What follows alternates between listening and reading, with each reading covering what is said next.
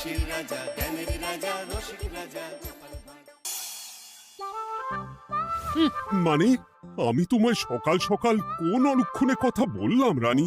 আমি তো কিছুই বুঝতে পারছি না। বললেন না, অলক্ষণে কথা বললেন না। ভুলে যাবেন না, আমি আপনার রানী, এই কৃষ্ণনগরের রানী। আমি তো তোমায় একটু কোনো কথা নয়, হ্যাঁ? নিজের কাজ নিজে করুন, বুঝলেন? অন্দরমহলে আমার অনেক কাজ আছে। নিজের কাজ নিজে করব? আমি তোমার স্বামী, আমি তোমার কাছে এইটুকু আবদার করতে পারি না? হ্যাঁ,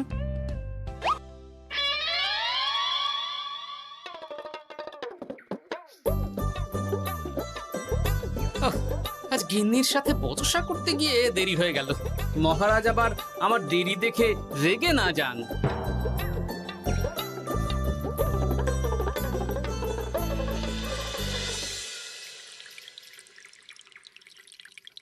হ্যাঁ, তুমি কথাটা খুব একটা মন্দ বলনি মন্ত্রী। এতে রাজ্যবাসীরও উপকার হবে আর রাজকোষেরও খুব একটা চাপ পড়বে না। তাহলে মহারাজ সব ঘরে ঘরে এই বার্তা পৌঁছে দিই।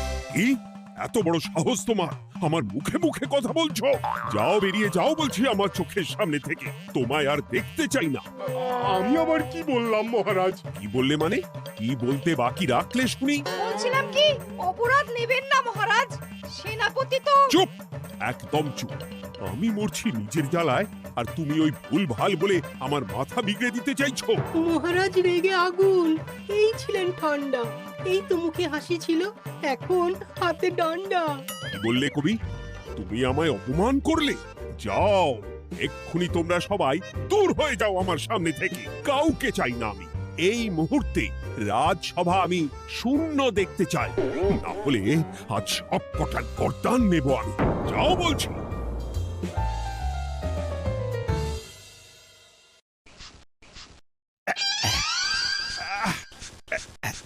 আহা, একটু শান্তি হলো। ভেবেছিলাম রাজসভায় করব তাই রে নাই রে, রাজা দিলেন ঘাড় ধাক্কা, এখন সবাই বাইরে। এ তো তোমার জন্য, তুমিই তো বেমক্কা একটা এমন কবিতা বললে। আহ, কেন এইভাবে চড়ছেন মন্ত্রী মশাই? দোষ তো আপনারও। আপনি তো কি একটা বলে রাজা মশাইয়ের মাথা গরম করে দিলেন। আমি আবার কি বলেছি? আরে মহারাজ তো সেনাপতির ওপর রেগে গেলেন। আরে বাবা, আমি আবার কি করলাম? পণ্ডিত মশাই কি সব বলে দিলেন, তখনই তো মহারাজ। এই আমার নামে একটা অসাধু বাক্য বললেই আমি কিন্তু। এ কি কাণ্ড! কৃষ্ণনগর রাজসভার সভারত্নরা বাইরে বের হয়ে কি মহা হট্টগোল শুরু করলেন।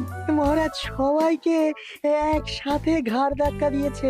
ওরে বাবা, এতগুলো ঘাড়ে রাজামশাই একসাথে ধাক্কা দিলেন কিভাবে? আচ্ছা, দোষটা কে করলো? দোষ করেছে ও, দোষ করেছে ও। দোষ করেছে ও। দোষ করেছে ও। এবারেও কেউ একমত হতে পারলেন না কে দোষ করেছে। আচ্ছা বেশ, কি হয়েছে কেউ একটা খুলে বলুন দেখি।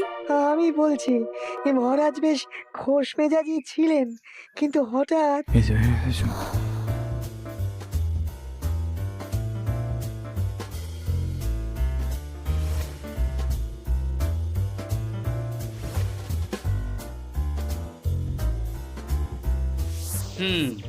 এই কাণ্ড! এ তো ভারী অদ্ভুত রোগ মনে হচ্ছে। মহারাজের আচমকা মাথায় রক্ত চড়ে গেল নাকি? হ্যাঁ, মহারাজ আপনাদের রাজসভায় ডেকেছেন। ওরে বাবা না, যাবো না গো আমি, আমার কাছে আমার প্রাণ সবচেয়ে দামি। আমিও যাব না, নির্ঘাত মহারাজ গর্দান নিতেই ডাকছেন। আমিও যাব না গোপাল, আমারও প্রাণের বড় মায়া। আচ্ছা, এটা কি কোনো কথা হলো? হ্যাঁ, প্রাণের মায়া কার নেই বলুন তো? আর মহারাজ যে গর্দান নিতেই ডাকছেন তার কি কোনো মানে আছে? অন্য কারণও তো হতে পারে। তুমি কি করে বুঝলে? হ্যাঁ, বুঝতে পারিনি, তবে আন্দাজ করেছি। তোমাদের কথাতেই শুনলাম মহারাজ খোশ মেজাজেই ছিলেন, সহসা রেগে গেছেন। আবার যে সহসা খোশ মেজাজেই ফেরেননি, তাই কি বলা যায়? এটা তুমি বলনি তো বন্ধু, চলো সবে ফিরিয়ে আনি রাজসভার ছন্দ। আরে গোপাল, এসো এসো এসো। তা এত দেরি করলে কেন? বাকিরা কোথায়? তারা আসছেন মহারাজ। আপনি তাদের ডেকেছেন, তাদের ঘাড়ে কটা মাথা যে তারা আসবেন না। কিন্তু মহারাজ, আমি অন্য কথা ভাবছি। কি কথা গোপাল? আপনি নাকি সভায় আজ হঠাৎ সবার উপরে রেগে গিয়ে তাদের সভা থেকে বের করে দিয়েছেন মহারাজ। এ কি সত্যি মহারাজ? আরে না না গোপাল, মোটেও না। বলতে পারো আমি সবার সাথে একযোগে একটা রসিকতা করছিলাম। আমি দেখছিলাম সবাই আমার রসিকতা কেমন বুঝতে পারে। তাই নাকি? আসলে তুমি ছিলে না বলেই এরা কেউ আমার রসিকতা ধরতে পারেনি। এ কি সত্যি মহারাজ? আপনি সত্যি আমাদের উপর কোনো রাগ করেননি? হুম, এ কি এই সব কিছুই আপনার রসিকতা ছিল? ও মা, তাই নাকি মহারাজ? এই যে আপনি শুনিয়ে দিলেন কথা কড়া কড়া, সবকিছুই ছিল আসলে নিছক মজা করা। আহ, আবার যত সব বাজে বকছো তোমরা। এত কথা কেন? তোমরা কেউ আসলে মহারাজ কৃষ্ণচন্দ্রের রাজসভার যোগ্য নও। যাও যাও, দূর হয়ে যাও। কিন্তু মহারাজ এই যে আপনি বললেন। আহ, তুমি সবার আগে যাও তো। তুমি হলে সব নষ্টের গোড়া। যাও বলছি, আমার আর ভালো লাগছে না। যাও। জব বাবা।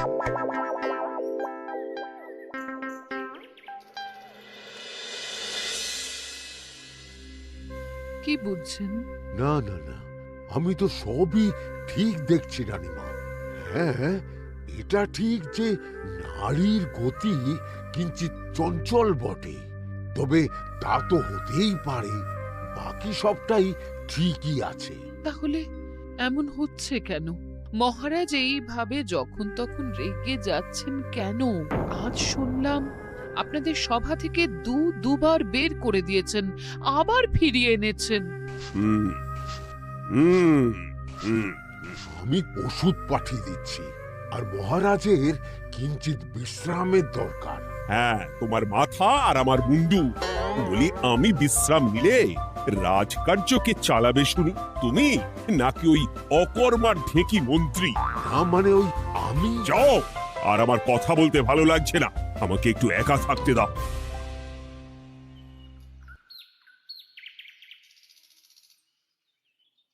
ব্যাপারটা কি বুঝলে গোপাল? রাজবৈদ্য তো মহারাজকে দেখতে রাজবাড়িতে গেছেন। কি মনে হয়? গতকালও আমি যখন বাগানে গেলাম,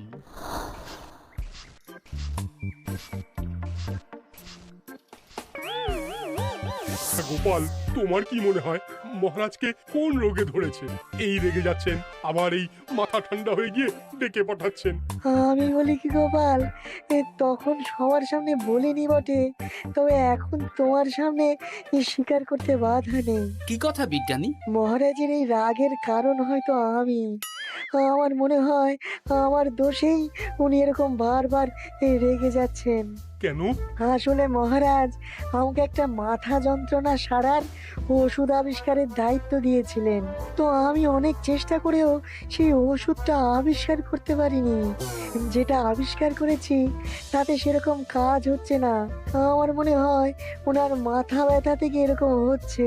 সে যাই হোক, তুমি কিছু একটা করো গোপাল। মহারাজের অসুখ কিভাবে সারানো যাবে সেটা নিয়ে কিছু একটা ভাবো।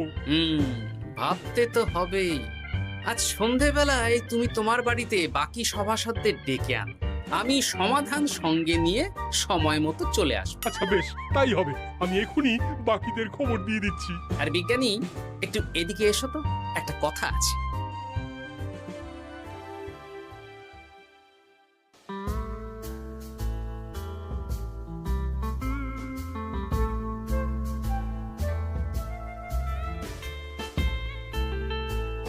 গো, বলি এইভাবে ঘুরলে কি মহারাজের ব্যামো সেরে যাবে? তা সারবে না।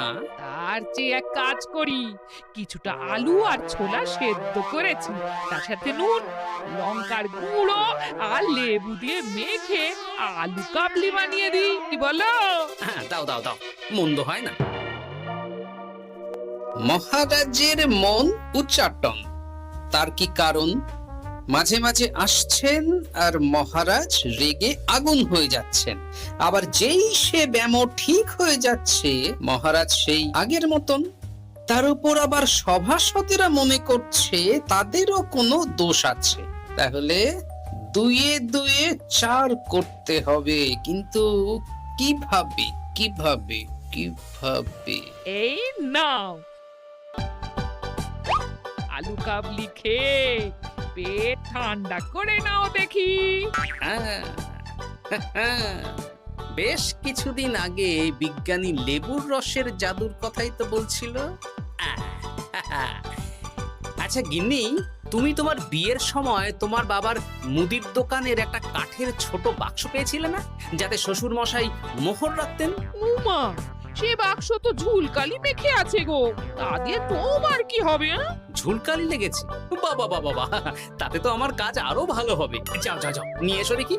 আমি ততক্ষণে বেশ খানিকটা অদৃশ্য কালি বানিয়ে ফেলি। না না, আমি তো বলছি মহারাজের কোনো রোগ নেই, সামান্য উদ্বেগ ছাড়া আর কোনো সমস্যাই নেই মহারাজের। তাহলে মহারাজ আমাদের এই তুর্কি নাচন কেন নাচাচ্ছেন শুনি, মস্করা করে? তাই তো উত্তর জানা চাই তো। আর এই যে এত জরুরি তলব পাঠিয়ে গোপাল আমাদের ডেকে পাঠালো, তার তো টিকিরও দেখা নেই। গোপাল কি করবে শুনি? যে রোগ আদপেই নেই সেই রোগ কিনা ওই গোপাল ছাড়াবে?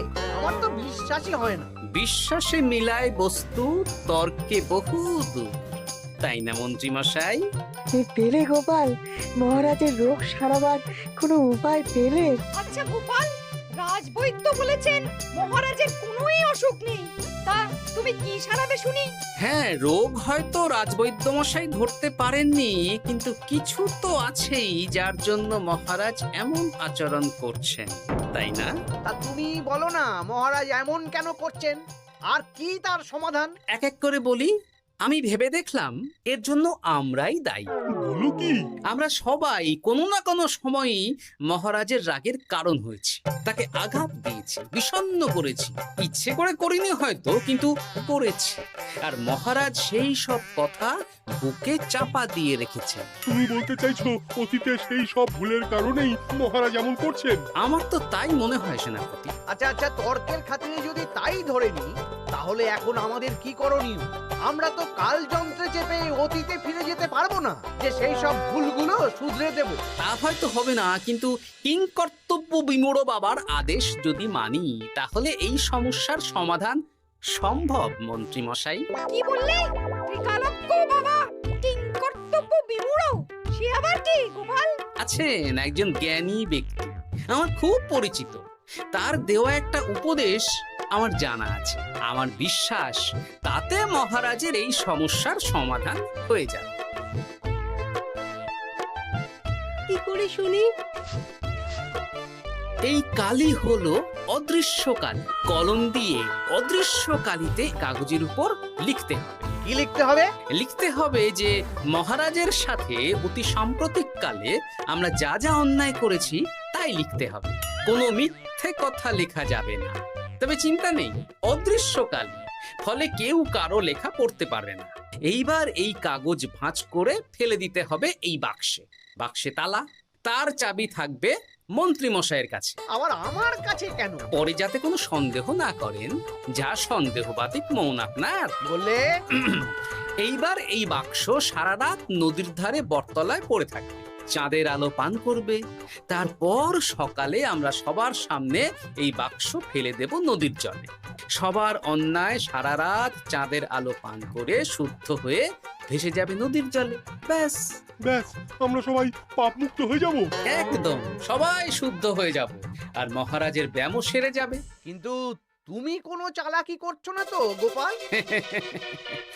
অদৃশ্য কালিতে লেখার সাথে আমি আর কোন চালাকি করব মন্ত্রী মশাই? দেখুন, আমি একটা কাগজে লিখছি।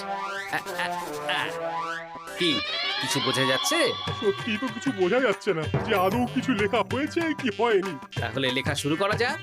এক এক করে লিখুন আর কাগজ ভাঁজ করে বাক্সে ভরে দিন। আর হ্যাঁ, একদম মিথ্যে কথা লিখবেন না, তাহলে কিন্তু লেখাগুলো অদৃশ্য থাকবে না, ফুটে উঠবে। আচ্ছা গোপাল, বুঝেছি। কলম কালি মন, লেখে 3 জন। মিথ্যে কথা লিখে দিলেই ঘটবে অঘটন। আমি বাক্সটা নদীর পাড়ে সঠিক জায়গায় রেখে আসবো। তারপর কাল সকালে সবাই মিলে এই বাক্স ফেলে দেব নদীর জলে। ঠিক আছে?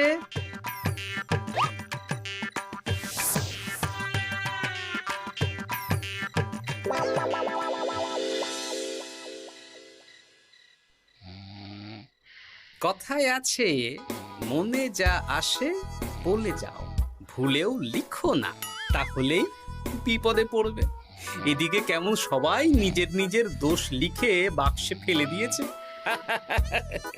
ভাগ্যিস আমি সবার লেখা কাগজগুলো রাতের অন্ধকারে বের করে আনলাম।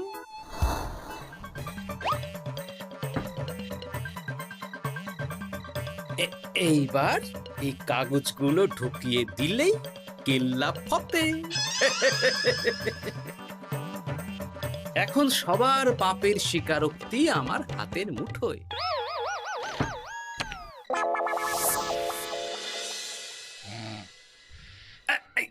আরে, ও মা গো, ও বাবা গো, বলি নাক ডেকে তো ঘুমোচ্ছ, আর পিঠটা একটু চুলকিয়ে দাও দেখি। এই জন্যই তো মাথাটা যায় গরম হয়ে। আরে, এই সহজ ব্যাপারটাই তো আমি বুঝতে পারিনি। মহারাজের অসুখ তাহলে এই। যাক, এই রাতের বেলাতেই একসাথে একটা ঢিল পেয়ে গেছি। এক ঢিলে মারবো দুই পাখি। রাজার অসুখও সারবে, আবার সব কটা পাজি শায়েস্তাও হবে।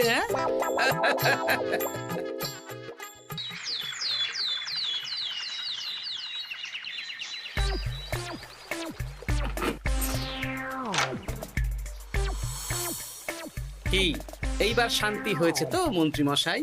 যেমন অদৃশ্য লেখা ছিল সেরকমই আছে তো? কিন্তু এতে কি মহারাজের রোগ সেরে যাবে? যাবে না মানে?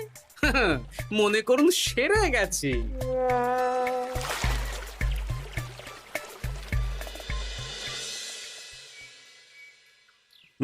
তাহলে আজকে সভার কাজ শুরু করা যাক। ক্ষমা করবেন মহারাজ, সবার কাজ শুরু করার আগে একটা দরকারি কাজ আগে করা দরকার। না হলে আবার কখন আপনি আমাদের কারো উপর রেগে যাবেন আর আমাদের সভা থেকে তাড়িয়ে দেবেন, তার তো ঠিক নেই, তাই না? গোপাল, আর বিরক্ত করো না। আমার এত সাহস নেই মহারাজ যে আমি আপনাকে বিরক্ত করব। আমি তো জানি নিজের পিঠ যখন নিজে চুলকোনো যায় না, আর কেউ থাকে না সেই পিঠ চুলকিয়ে দেবার মতো, তখন কিরকম বিরক্তি জেগে ওঠে, তাই না মহারাজ? এ কি গোপাল, তুমি এত কিছু কি করে জানো? জানাই তো আমার কাজ মহারাজ। আর এও জানি যে আপনার এই বিরক্তির পেছনে সভাসদগণের ভূমিকা ঠিক কি। তার মধ্যে তুমিও আছো গোপাল, তাই না? আছি, পুরো মাত্রায় আছি মহারাজ। তবে হ্যাঁ, আমি কিন্তু তাই বলে রাজকোষের হিসেবে গোলমাল করে মহারাজের কোপের কারণ হইনি মন্ত্রী মশাই। কি গোপাল আন্দাজে বলছে? না হলে কাল অদৃশ্য কালিতে আমি কি লিখেছি সেটা জানলো কি করে? আমি যা লিখেছি সেটাও কি গোপাল পড়ে ফেলেছে নাকি? যাকে পড়লেই বাকি, সব লেখা তো ওই নদীর জলে ভেসে গেছে। আমি যে লিখেছি তার প্রমাণ কি? তবে আর চিন্তা নেই মহারাজ, সমস্যার সমাধান হয়ে গেছে। এখন থেকে আপনি যতক্ষণ রাজসভায় থাকবেন, প্রথমে মন্ত্রী মশাই, তারপর পণ্ডিত মশাই, আর তারপর রাজবৈদ্য পালা করে আপনার পিঠ চুলকে দেবে। কেন আমি কেন চুলকে দেব? না দিলে যে আপনার কপালে অনেক বড় শাস্তি ঝুলছে মন্ত্রী মশাই। রাজকোষে যে জালিয়াতি আপনি করেছেন তার স্বীকারোক্তি আমি হাজির করব যে মহারাজের সামনে।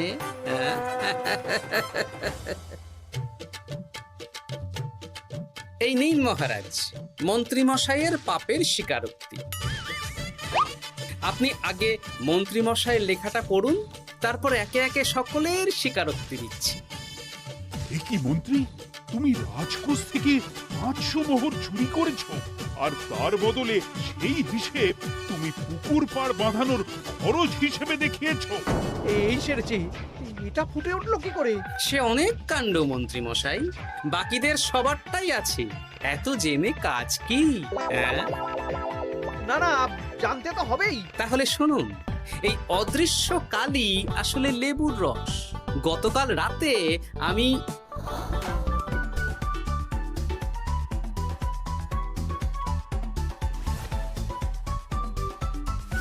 এবার লেবুর রসে অদৃশ্য লেখা কেন বা কিভাবে ফুটে উঠলো সেটা বিজ্ঞানী বোঝাবে।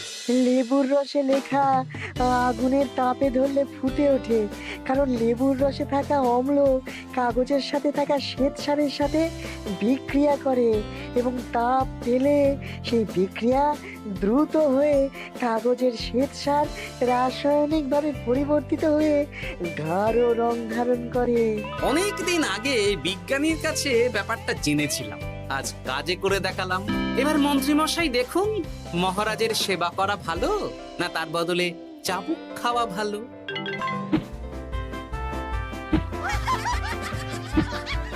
ওরে বাবা না, না, উফ!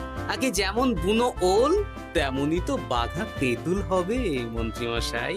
যা, রাজামশাইয়ের মেজাজ আবার বিগড়ে যাওয়ার আগেই কাজ শুরু করে দিন ও বাকিদেরকে সেবা করার সুযোগ করে দিন। আজ থেকে ভুল হলে শুধরে নেব ভুলকে। মন্ত্রীমশাই মহারাজের পিঠ দেবে চুলকে।